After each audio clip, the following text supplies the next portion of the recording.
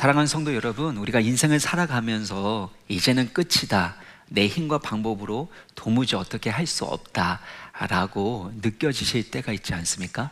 그때 여러분은 어떻게 반응하셨습니까? 여러분 잘 아시는 베토벤은 음악 역사의 이 전환점을 만든 위대한 음악가입니다. 하지만 베토벤은 1802년 하일리겐 슈타트에서 절망의 편지를 쓰게 됩니다. 이런 내용인데요, 내 귀는 닫혀가고 나는 사람들 속에 고립되어 간다. 나는 거의 죽을 결심을 하였다. 그러나 나를 붙잡은 것은 예술이었다. 아직 세상에서 내가 해야 할 일이 남아있다는 생각, 그것이 나를 살게 했다. 예술을 통해 내가 받은 사명을 다해야 한다.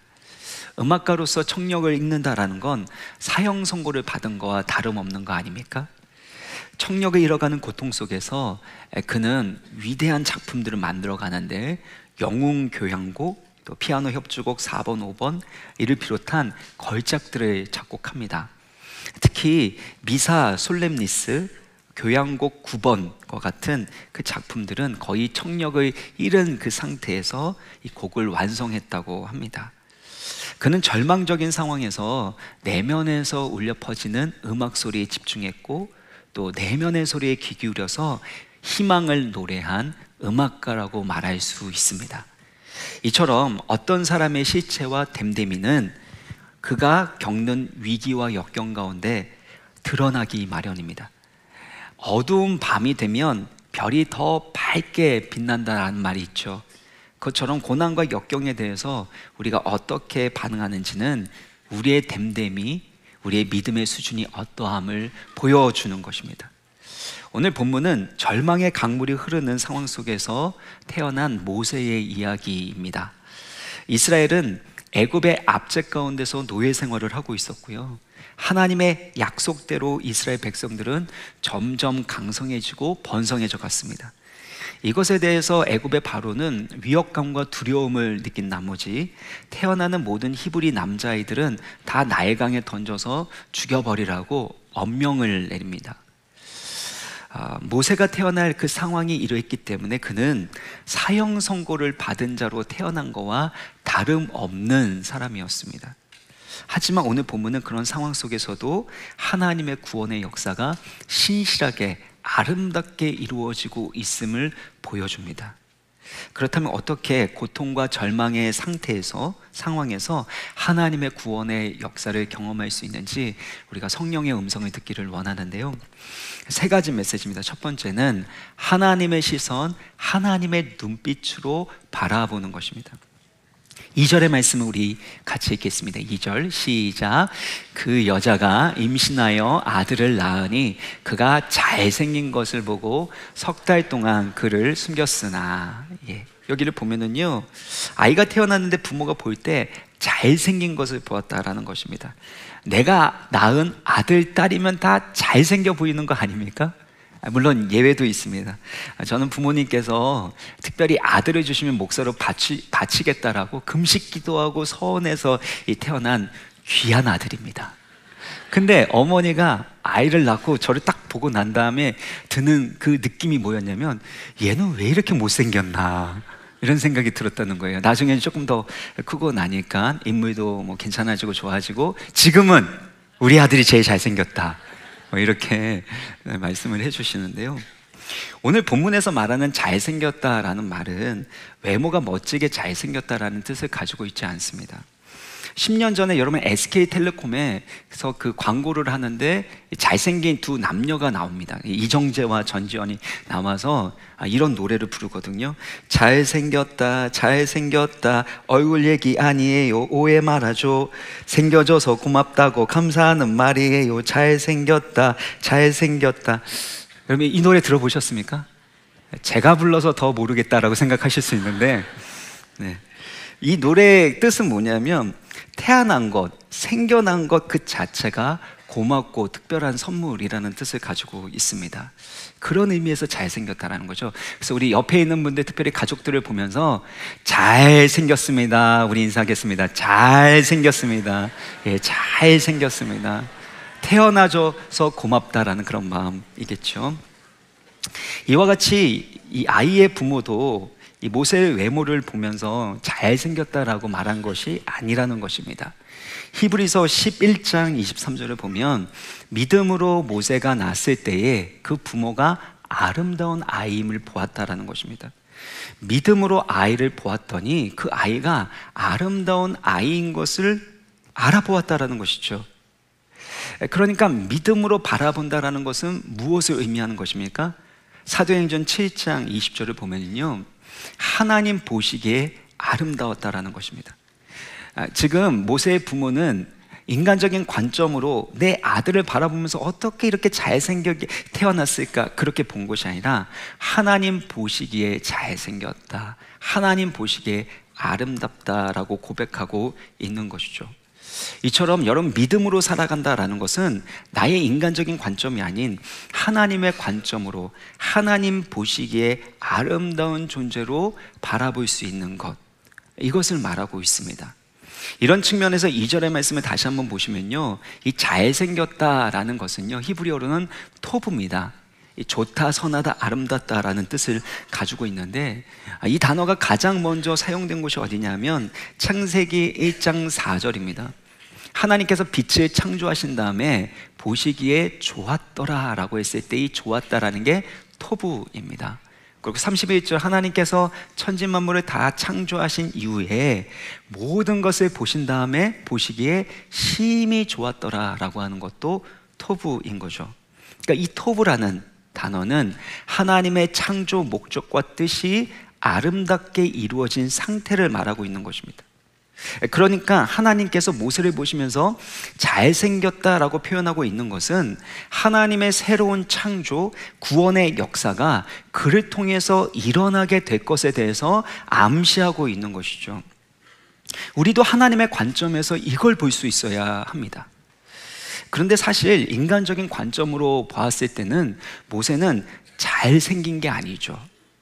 잘 태어난 것이 아닙니다. 만일 아들이 생기게 되면 어떻게 됩니까?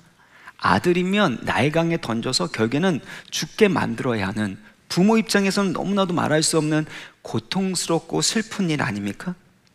그러니까 차라리 딸이 태어나지 왜 아들이 태어나서 우리 가운데 이런 고통과 아픔을 주는가라는 생각이 들지 않겠냐라는 것입니다.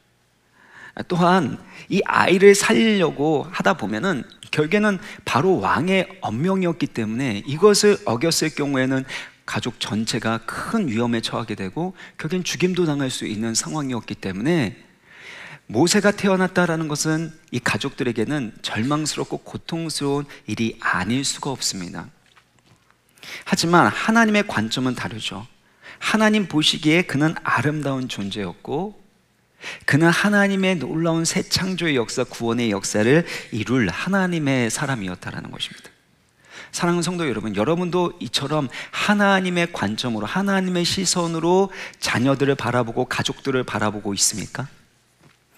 여러분이 보실 때 자녀들이 너무나도 예쁘죠. 또 가족들이 너무나도 소중하고 귀할 것입니다. 근데 그것이 만약에 인간적인 관점으로 보게 되면 어느 순간에는 실망할 때가 올 수밖에 없는 것입니다.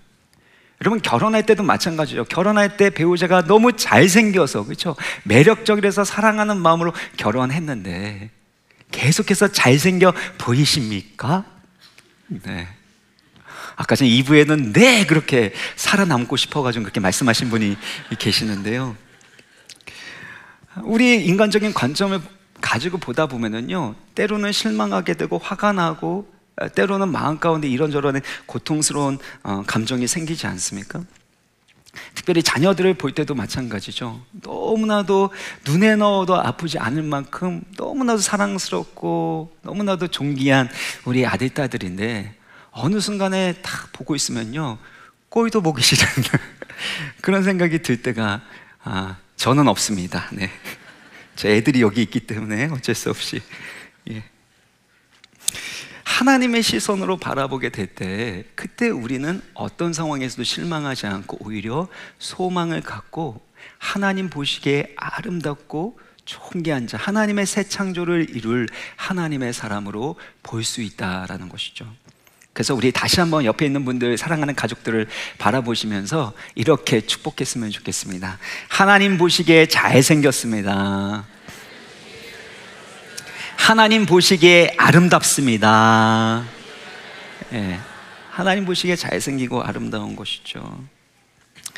특별히 고난과 고통의 터널을 통과하게 될 때 하나님의 시선으로, 하나님의 눈으로 바라보는 것이 너무나도 중요합니다. 모세가 태어났을 때 고통스럽고 절망스러운 상황에서도 그의 부모는 모세를 하나님의 관점으로 바라보고 아름답다, 잘생겼다 라고 고백한 것과 마찬가지입니다. 때로는 우리가 가족들을 바라볼 때에도 때로는 힘들고 어려운 그 상황 가운데서는 달리 보일 때가 있다라는 것입니다.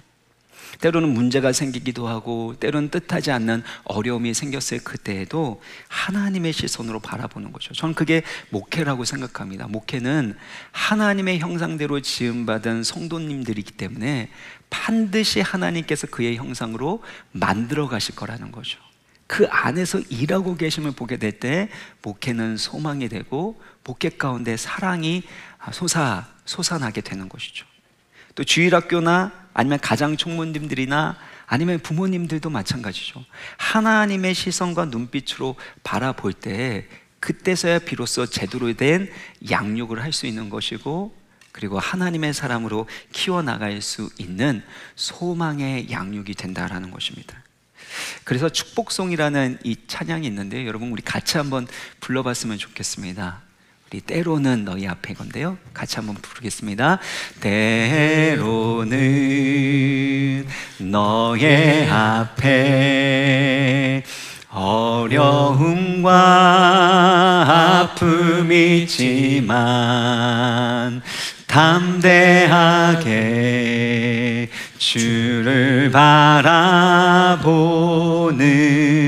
너의 영혼 우리 볼 때 너의 영혼 우리 볼 때 얼마나 아름다운지 너의 영혼 통해 큰 영광 받으신 하나님을 찬양. 오 할렐루야.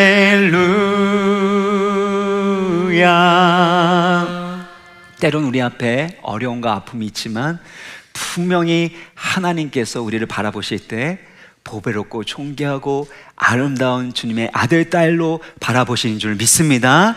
그리고 반드시 하나님이 큰 영광 받으실 거예요. 지금 보이는 그것으로 판단하지 마시고 하나님의 눈빛으로 바라보시고 하나님의 소망과 약속이 이루어지는 복된 삶이 되시기를, 그런 가정이 되시기를 주의 이름으로 축원합니다. 두 번째는요, 하나님의 손길에 맡겨드리는 것입니다. 모세의 부모는 믿음으로 아이를 숨겨서 3개월 동안 키웠죠. 그런데 아이가 자라나면서 문제가 발생했습니다. 3절의 말씀을 우리 같이 읽겠습니다. 시작.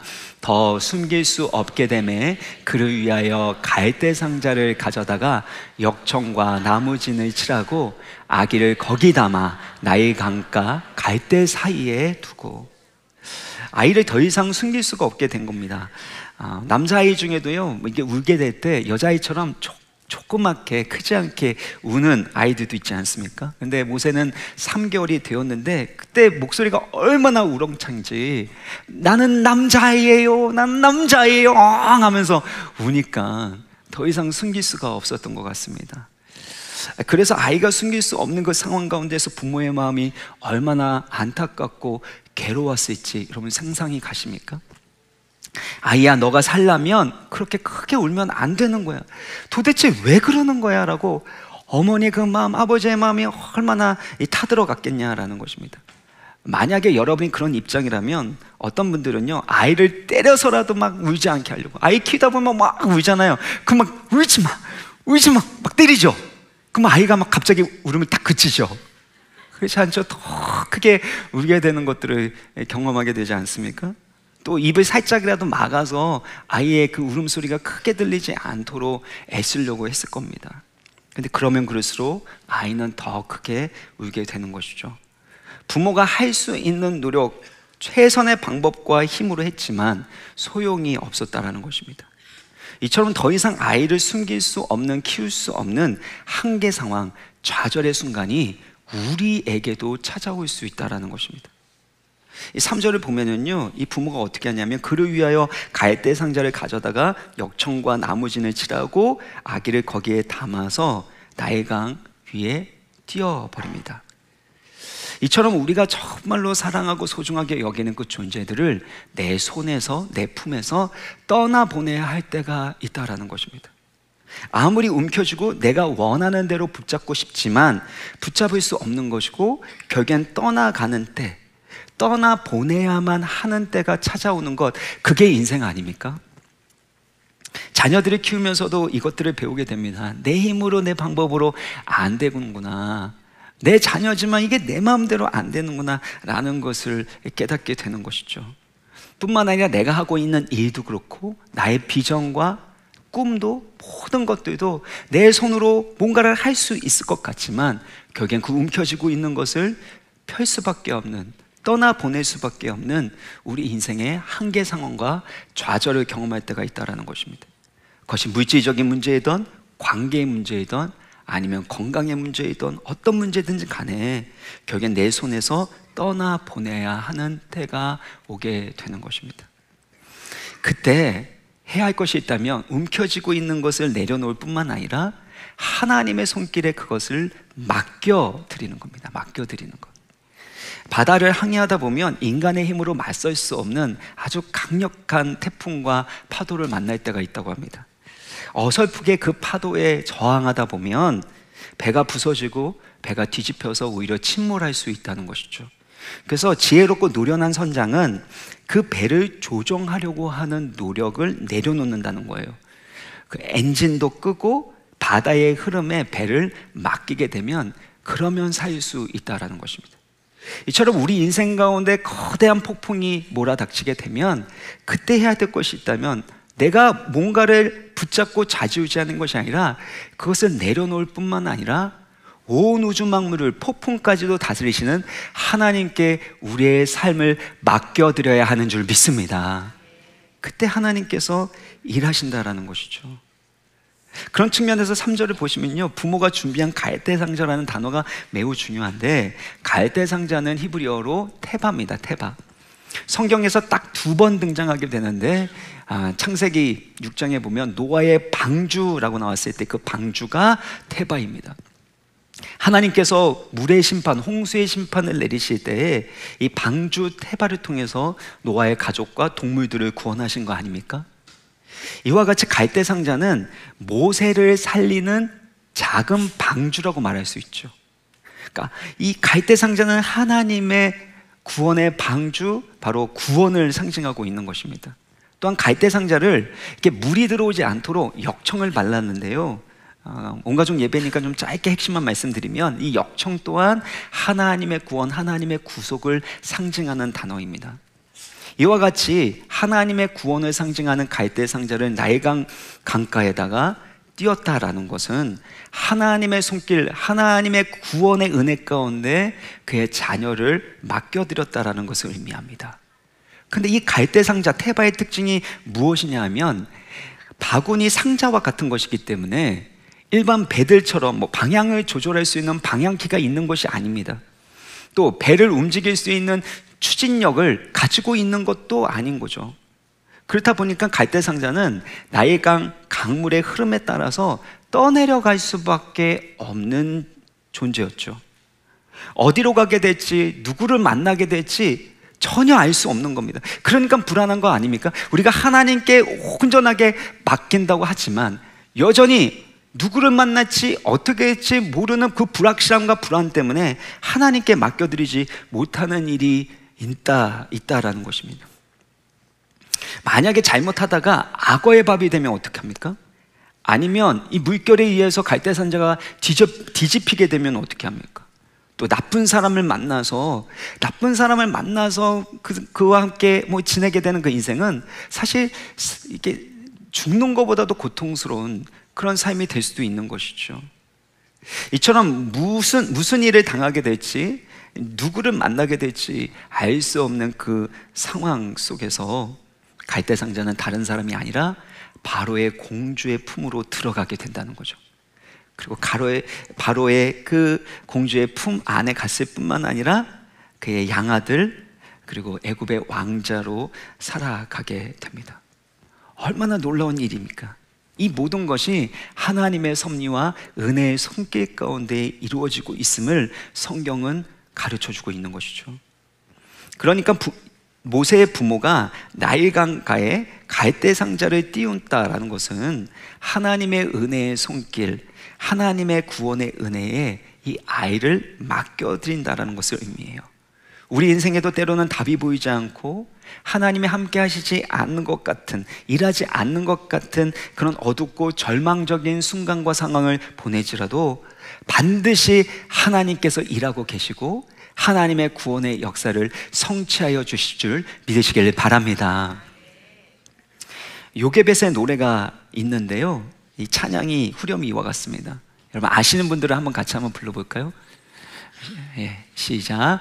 너의 삶의 참 주인, 너의 참 부모이신 하나님 그 손에 너의 삶을 맡긴다. 너의 삶의 참 주인, 너를 이끄시는 주 하나님 그 손에 너의 삶을 드린다.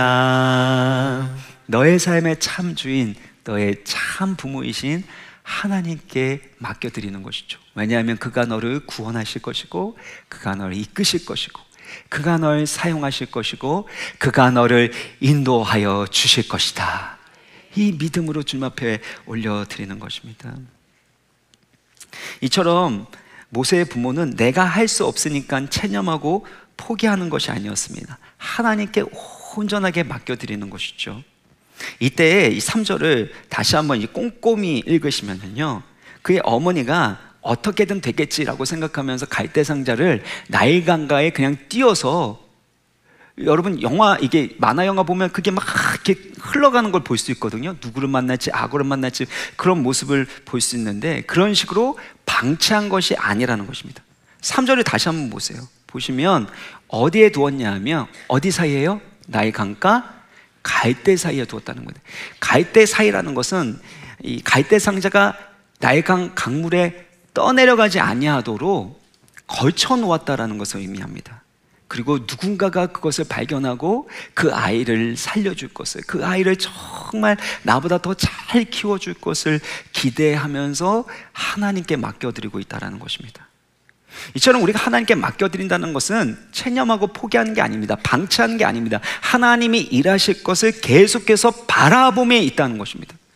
그래서 그의 누이였던 미리암이 이 갈대상자가 어떻게 될지, 이 아이가 어떻게 될지 계속해서 지켜보고 있는 것을 우리는 보게 되는 것이죠.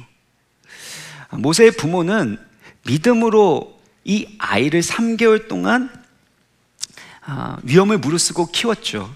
근데 더 이상 숨길 수 없는 상황이 됐을 때 하나님의 구원을 상징하는 갈대상자를 준비했고 또 물이 들어오지 않도록 역청과 송진을 발랐습니다. 그리고 누가 이 갈대상자를 발견하게 될지 정말 하나님의 그 손에 맡겨드리면서 할 수 있는 최선을 다했던 것이죠. 사랑하는 성도 여러분, 우리가 하나님께 맡겨드린다는 것은 내가 할 수 있는 최선을 다한다는 것, 내가 할 수 있는 최선의 순종을 다하는 것이라는 겁니다. 우리는 보통 내려놓는다는 말을 하게 될 때 하나님께 맡긴다라고 그렇게 생각하지만 실제로는 체념하고 포기하는 이들이 얼마나 많습니까? 그래서 우리가 구별할 필요가 있는 것이 이것인데요, 하나님께 정말 맡겨드리는 것과 내려놓는다고 말하면서 체념하고 포기하고 방치하는 것과는 전혀 다르다는 것입니다. 그 차이점이 무엇입니까? 하나님을 바라보고 하나님의 일하심을 기대하는 것이죠. 그리고 하나님이 일하실 것을 기대하기 때문에 내가 할 수 있는 최선을 다하게 되는 것, 이것이 하나님께 맡겨드리는 것입니다. 만일 여러분이 현실의 문제와 그 아픔을 직면하지 않고 눈을 돌린다면 그것은 체념과 포기라는 것입니다. 많은 분들이 움켜쥐고 있는 것을 손으로 내려놓습니다. 자녀의 문제, 직장의 문제, 재정적인 문제, 관계 문제, 많은 부분에 대해서 내가 할 수 없으니까 내려놓는데 결국엔 그것이 포기이고 방치인 경우가 얼마나 많으냐라는 것입니다. 정말 하나님의 섭리를 믿고 하나님의 일하심을 믿고 맡겨드렸다면 내가 해야 될 역할과 책임을 최선을 다해서 해나가야 하는 것이에요. 부모의 역할과 책임이 무엇입니까? 아까 요게벳의 그 노래처럼 너의 삶의 참 주인, 너의 참 부모이신 하나님께 맡겨드리는 것이죠. 그리고 부모로서 하나님 아버지의 형상과 사랑을 보여줄 수 있는 그런 양육을 할 수 있도록 최선을 다하는 것입니다. 아이를 컨트롤하고 내가 아이를 고치려고 하는 것이 아니라 하나님께서 그 만남을 통해서 나를 통하여 일하시고 변화시킬 수 있도록 나는 그 부모의 역할, 하나님 아버지를 닮아가는 그 책임감 있는 부모의 역할을 감당하게 될 때 하나님이 우리를 통하여 일하실 줄 믿습니다. 아멘. 이 믿음으로 자녀들을 키우는 것 과정 가운데 진정으로 하나님께 전적으로 위탁하는 것이 무엇인지를 배우게 되는 거죠. 이렇게 믿음으로 우리가 최선을 다할 때 하나님은 최상의 것을 주심을 믿으시길 바랍니다. 우리가 믿음으로 최선을 다할 때 하나님이 우리 가운데 최상의 것을 주시는 거죠. 마지막 세 번째는 하나님의 섭리와 대반전의 은혜를 믿는 것입니다. 5절을 보시면은요, 이렇게 하나님께 맡겨드릴 때 어떤 일이 일어나는지를 알 수가 있는데요. 5절의 말씀 가로 빼고 우리 읽도록 하겠습니다. 시작. 바로의 딸이 목욕하러 나일강으로 내려오고 시녀들은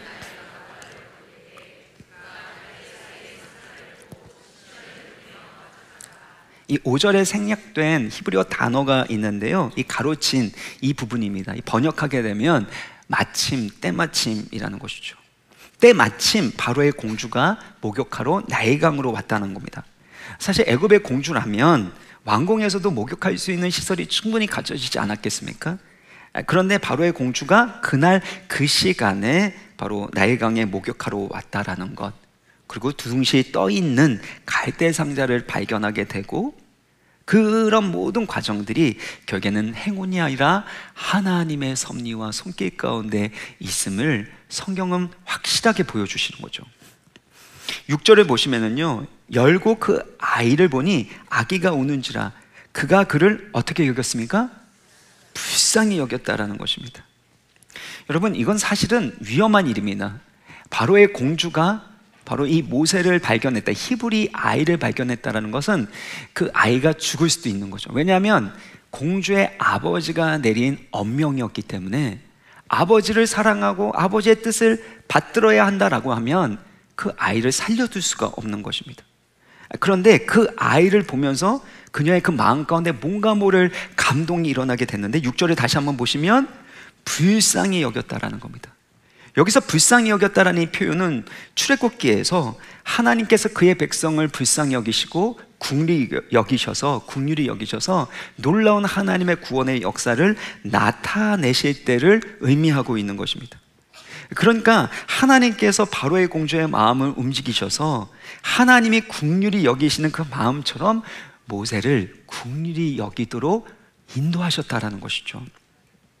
사랑하는 성도 여러분, 여기 가운데 너무나도 중요한 하나님의 진리의 메시지가 있습니다.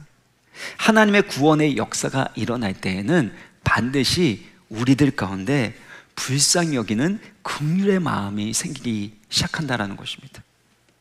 여러분, 온가족 예배에서 우리가 함께 예배를 드리고 있는데 가족들을 바라보면서 정말 하나님 보시기에 보배롭고 존귀하고 아름다운 모습으로 보이시죠?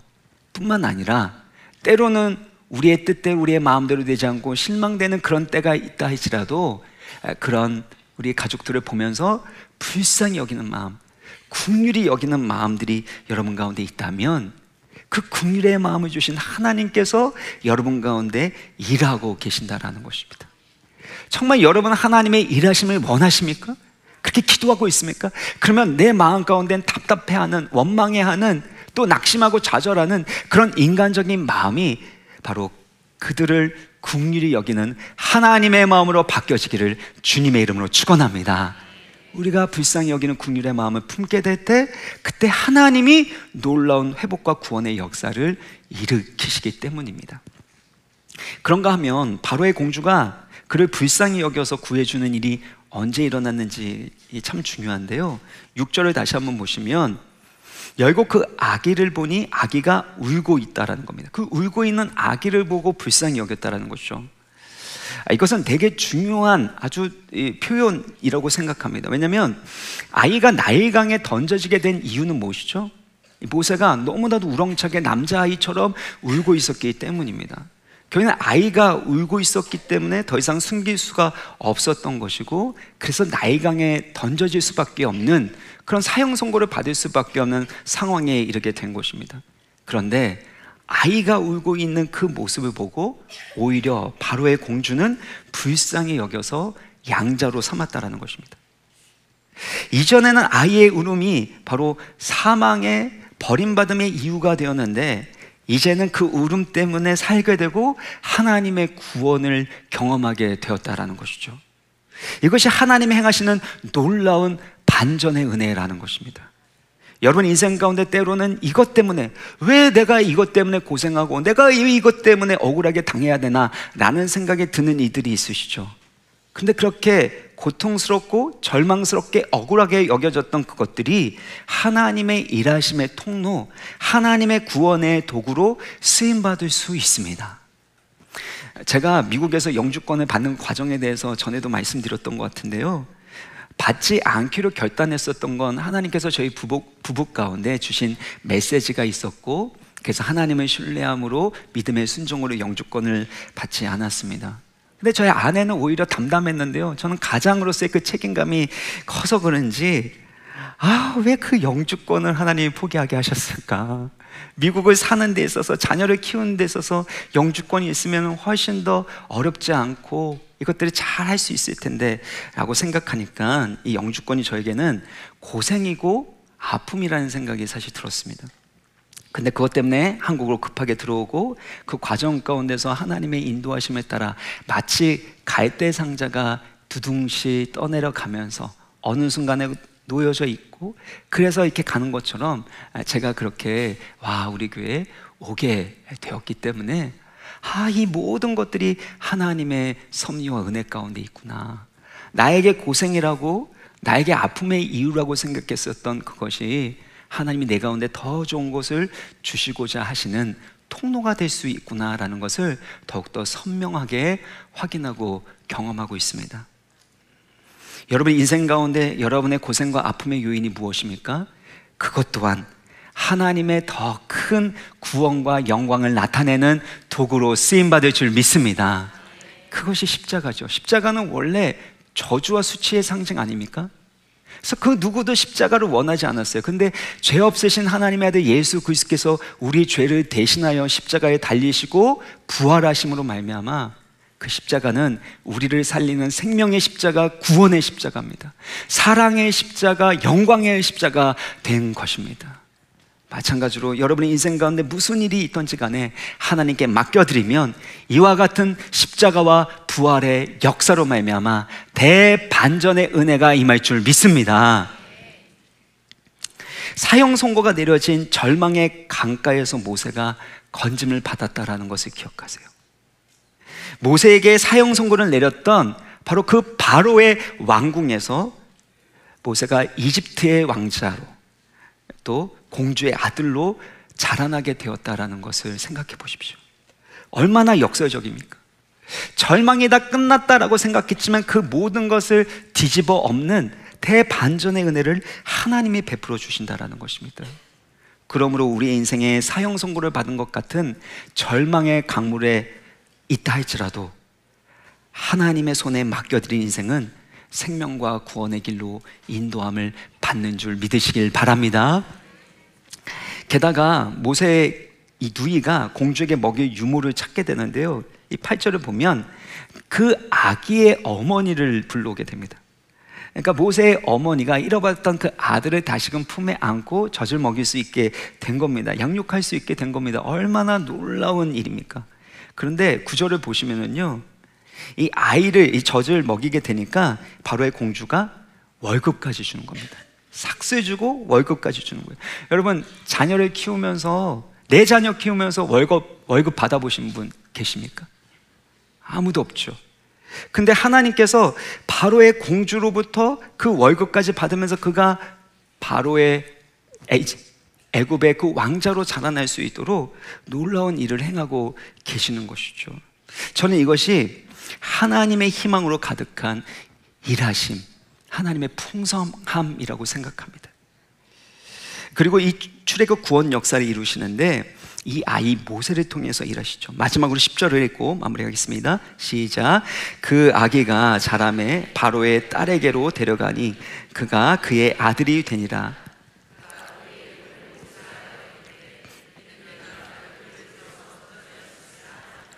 예, 모세의 이름의 뜻은 건져냄이라는 뜻입니다. 바로의 공주가 건져냈다는 그 뜻으로 이름을 지었지만 실제로는 하나님께서 그를 건져내셨음을 말하고 있는 것이죠. 사실 오늘 본문의 특징 중에 하나는, 문학적 장치로 사용되는 것은 여기에 부모의 이름이나 누이의 이름이나 바로의 공주의 이름이 등장하지 않는다라는 겁니다.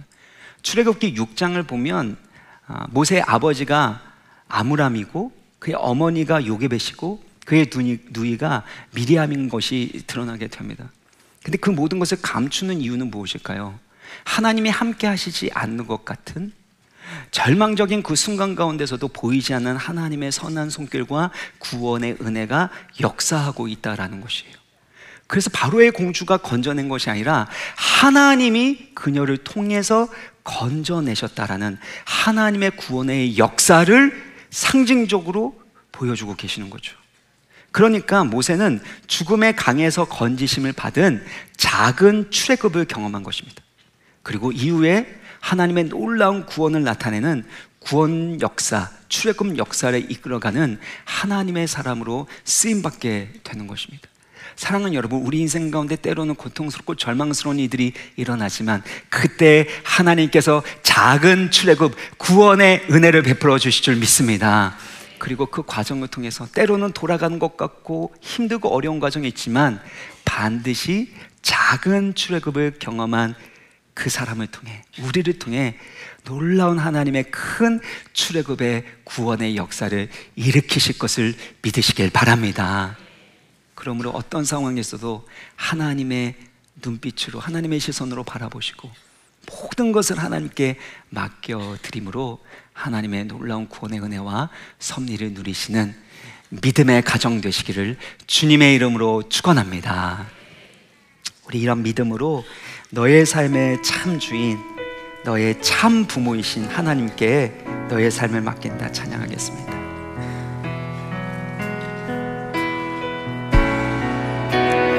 너의 삶의 참 주인, 너의 참 부모이신 하나님 그 손에 너의 삶을 맡긴다. 너의 삶의 참 주인, 너를 이끄시는 주 하나님 그 손에 너의 삶을 드린다. 너의 삶의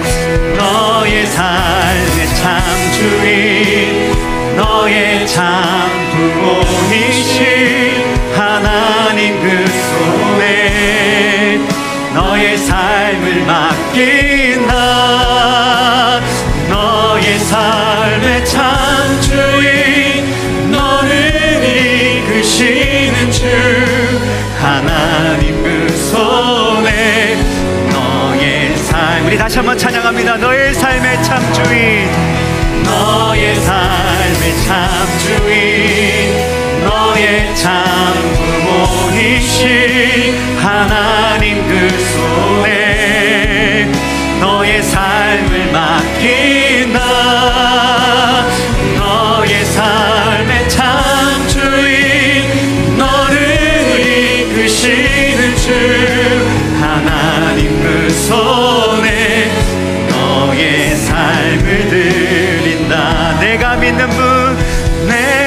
믿는 분 예수, 내가 속한 분 예수, 삶의 이유 되시네. 내 노래 되시네. 내가 믿는 분, 내가 믿는 분, 내가 믿는 분, 아멘. 내가 속한 분 예수, 삶의 이유 되시네. 내 노래 되시네. 전심으로 우리 믿음으로 결단하면서 다 같이 일어나서 찬양하겠습니다. 주님 손에 맡겨드리리. 주님 손에 맡겨드리리. 나의 삶 주님께, 주님 손이 나의 삶 붙드네. 나 주의 것 영원히. 다시 한번 찬양합니다. 모두 다 주님 손에 맡겨드리기 원합니다. 주님 손에, 주님 손에 맡겨드리리. 나의 삶 주님께, 주님 손이, 주님 손이 나의 삶 붙드네.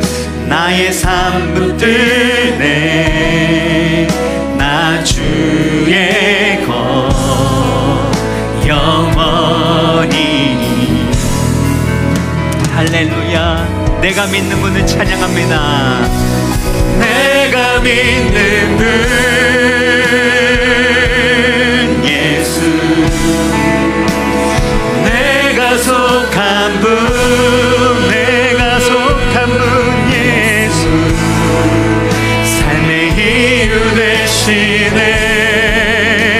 내 노래 되시. 내가 믿는 분, 내가 믿는 분, 내가 믿는 분, 아멘.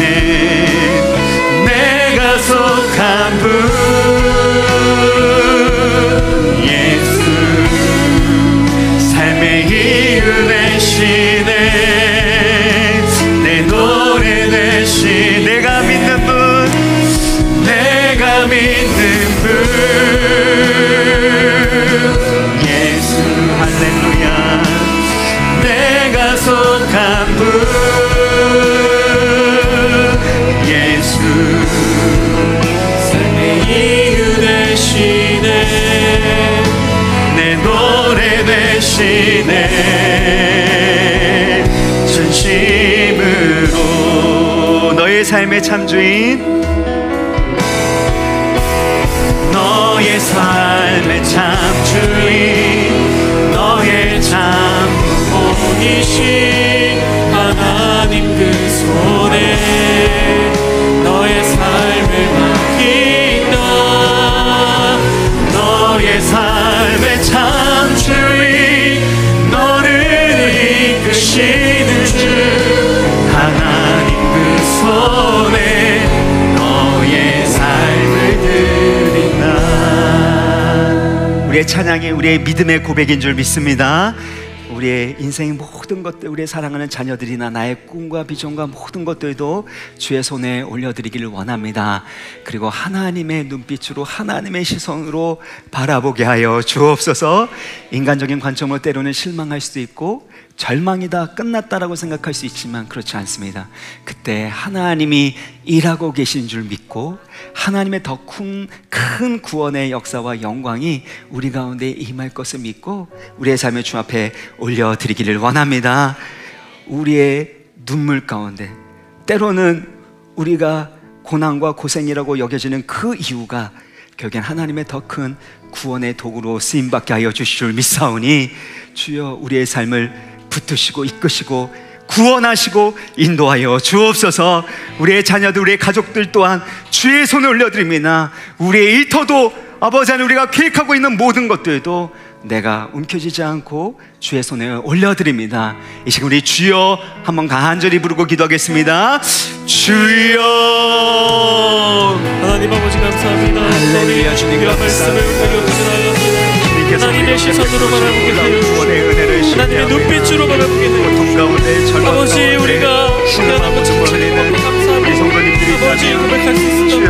주의 자녀들 사람의 눈으로, 사람의 시선으로 바라보고 그들 가운데 하늘의 영광과 구원의 손길이 임하게 하여 주시고 그들의 삶을 모세를 구원하여 주셨던 그 하나님의 손길로 붙들어 주시고 인도하여 주시옵소서. 아버지 하나님, 우리 인간 능력을 할 수 없는 데가 있습니다. 아버지 하나님, 우리의 마음 아버지의 아기를 실어 보낼 때 아버지 그냥 내어버리는 것이 체념이 아니라 포기가 오직 하나님의 신명과 그 모든 것들을 주장하시고 지켜주시고 인도하여 주실 것을 믿음으로 고백하는 것이며 주님께서 도우시고 인도하여 주시옵소서. 계속해서 그것을 아버지 간청하는 무엇보다도 전심으로 주님만을 의지하고 맡겨드립니다. 결국 하나님의 축복과 방치하지 않게 하여 주옵소서. 모든 삶을 포기하지 않게 하여 주옵소서. 체념하지 않게 하여 주시옵소서. 하나님 아버지 전심으로 주님 앞에 맡겨드리는 우리 모든 성도님들 되게 하여 주시고 하나님께서 우리 모든 성도들, 우리의 자녀들이 하나님의 놀라운 은혜와 구원을 경험하게 하여 주옵소서. 작은 출애굽을 경험한 자 하나님의 거대한 구원 역사를 이루어가는 아버지 크신 쓰임받게 하여 주시옵소서. 놀랍게 대반전의 역사를 베푸신 그 하나님이십니다. 주의 이런 놀라운 구원의 역사가 우리의 심령 가운데, 가정 가운데 일어나게 하여 주시옵소서.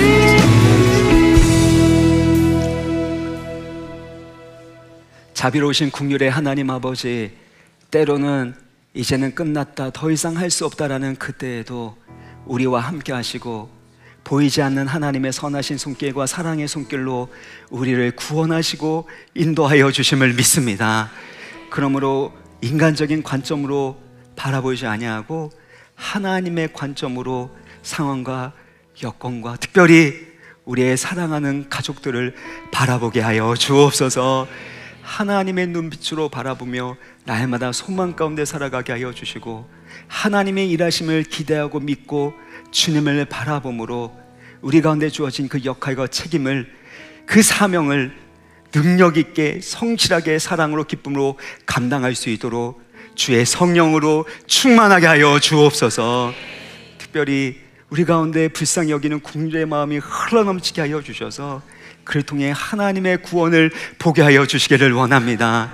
특별히 우리의 슬픔과 고난의 이유라고 생각했었던 그 모세의 울음과 같은 그런 우리의 아픔이 있다 할지라도 주여 그것 또한 하나님의 구원과 더 큰 영광을 보게 하시는 도구로 쓰임받게 하여 주옵소서. 우리의 삶을 주 앞에 올려드리고 우리의 가족을 주 앞에 올려드리고 계속해서 그렇게 소망 가운데 하나님 아버지를 닮아가는 그런 하나님의 형상 부모 또 사명자로 살게 하여 주시길 간절히 원하오며, 특별히 주님께서 베풀어 주신 은혜에 감사함으로 모든 것을 하나님이 주셨다라는 그 믿음으로 올려드리는 11조를 비롯한 각양의 예물을 기쁘게 받아주시고 이 물질이 사용되는 곳마다 작은 출애굽 넘어서서 원대한 하나님의 구원의 역사가 이루어지게 하여 주옵소서. 특별히 환우들을 치유하여 주실 때 예수 그리스도의 십자가의 보혈로 생명의 이름의 능력으로 치유하여 주시고 강건케 하여 주시되 예수 그리스도의 이름으로 모든 병만은, 모든 암세포는 소멸되고 떠나갈지어다. 주님 주시는 평강 가운데 주님 주신 사명을 잘 감당하여 영광 돌리는 사명자로 살아갈 수 있도록 때를 따라 도와주시는 은혜와 생명의 능력으로 인도하여 주시 믿사오며 주 예수 그리스도 이름으로 기도합나이다. 아멘.